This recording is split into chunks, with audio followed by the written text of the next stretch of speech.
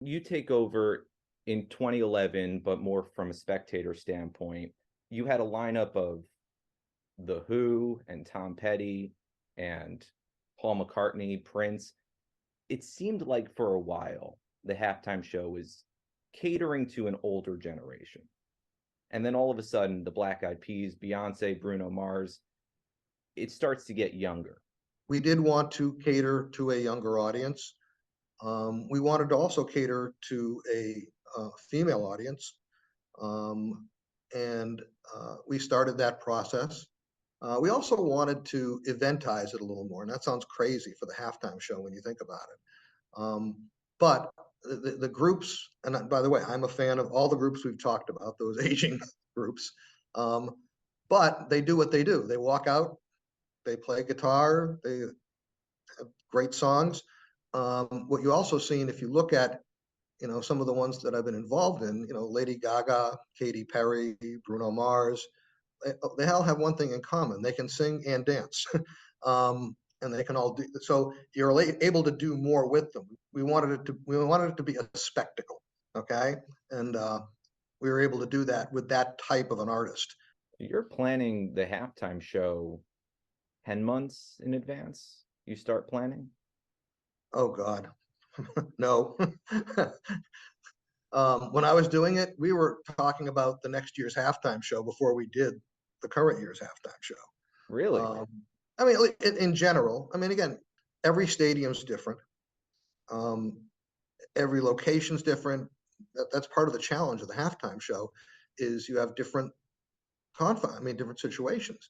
Um, this year, I'm not doing it. This year, Arizona, the field in Arizona, for those that don't know, is on these giant tracks. It's natural grass, and it rolls out of the building, the entire field, and rolls out of the building into this giant parking lot. And it has to, because it's natural grass, and it will die if it doesn't get sunlight.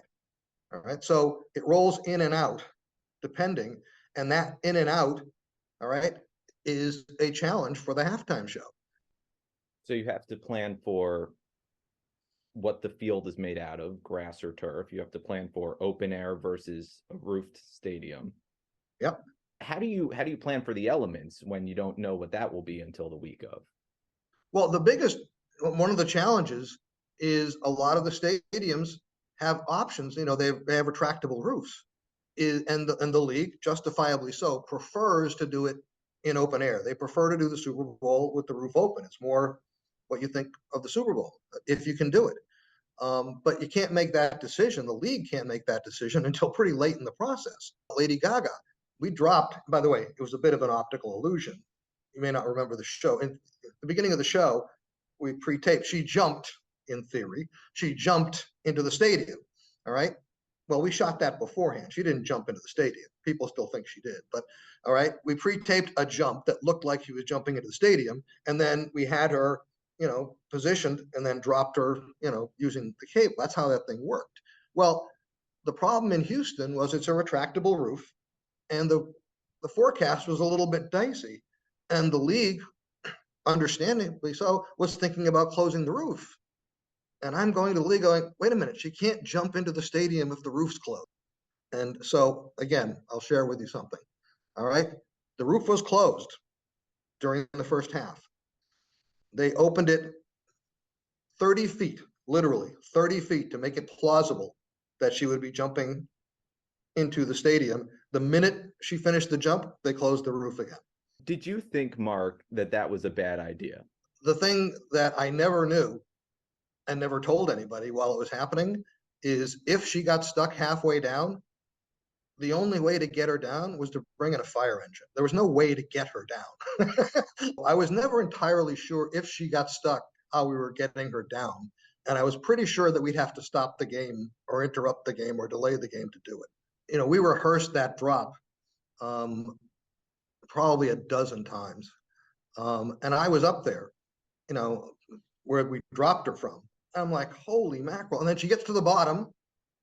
And then the first thing she says is, let's do it again. Let's do it again. Let's do it again. I'm like, oh my God, and I'm literally, I'm not lying. I'm getting vertigo, and I'm not even, I have a rail in front of me and I'm getting vertigo.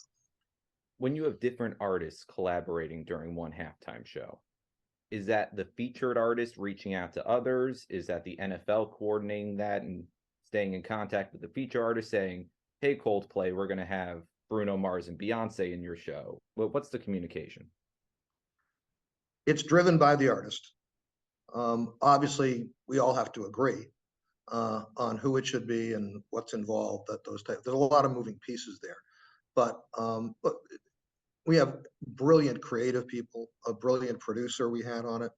A guy named Ricky Kirshner, who, by the way, is producing the Academy Awards in a couple of weeks. And all that's important, but it's all driven by the artist creative team. That they know what they're good at, and they know who the guest artists they think they would be, most compatible with. So we still have to approve it, and we still have to figure out how it all works, but it's really driven by the artist. So, in your estimation, from the crew who has to move everything to the crew who has to plan everything, how many people are involved in putting together a halftime show? Hundreds. By the way, if you start putting the performers in there, now remember, everyone focuses on Katy Perry, for instance. I use Katy Perry as an example. All right. There were over 100 dancers in the Katy Perry show. Okay. So you have all of them too. When you get into that, if you include everybody who touches it, you're north of 500, I'm sure. When you look at how the Super Bowl halftime show has evolved into the institution it is now, and the fact that it seems like, and maybe this was the goal all along, no one really gets up from their seats when the halftime show comes on. What do you accredit that to mostly? Well, the artist, the people that are in the stadium know that they're going to see something very special, and do you really want to be in the hot dog line or the bathroom line when that happens? So they know. That's certainly part of it. The other thing is we've done over the years, not all the time, we've done various things to incorporate the audience in the show, which, by the way, happens at a lot of big stadium concerts, but we've done it as well. We do the things where they'll get to a fan will get to their seat, and there's something on the seat. It can be a wristband, it can be a lot of things. And they have instructions and they get to participate. When we did the one in San Francisco, which was the Coldplay, Bruno, Beyonce one, that was done that was a hard one because it's on the West Coast in an open air stadium. So you don't have darkness, but the halftime show, it's still light when you're doing the halftime show, which means you lose a lot of the things that concerts normally do. You can't do as much with the pyrotechnics. You can't do as much with the lights. It doesn't have any effect. So we did this giant, what you call a card stunt, okay, with the audience. And you spell things out, and there was this whole rainbow thing that we did, which was very cool. But daytime shows, when you're on the West Coast, daytime shows are hard because a lot of the tricks in your bag don't play because it's not dark enough. That happened in the Katy Perry show here in Arizona, where we needed it to be dark. It was right on the edge because this is mountain town. And it was the Patriots, played the fastest halftime up until the 2-minute warning in history.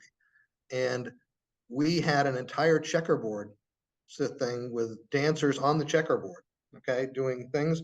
And it was all done with these giant projectors coming down. That's how we created it was actually checkerboard chess. It was actually chessboard. They were chess pieces, and dancers were dancing and jumping on these various things. Well, we were at the 2-minute warning, and you couldn't see them. Okay, which is hard because for the show you needed to be able to see the chessboard, but more importantly, that's how the dancers knew where they were supposed to be. So it was terrifying. Fortunately, that Super Bowl, the last 2 minutes took about 25 minutes to play. There were like that was the Seattle one, I think. There were like 2 touchdowns, multiple timeouts, whatever. But that was scary, that one. So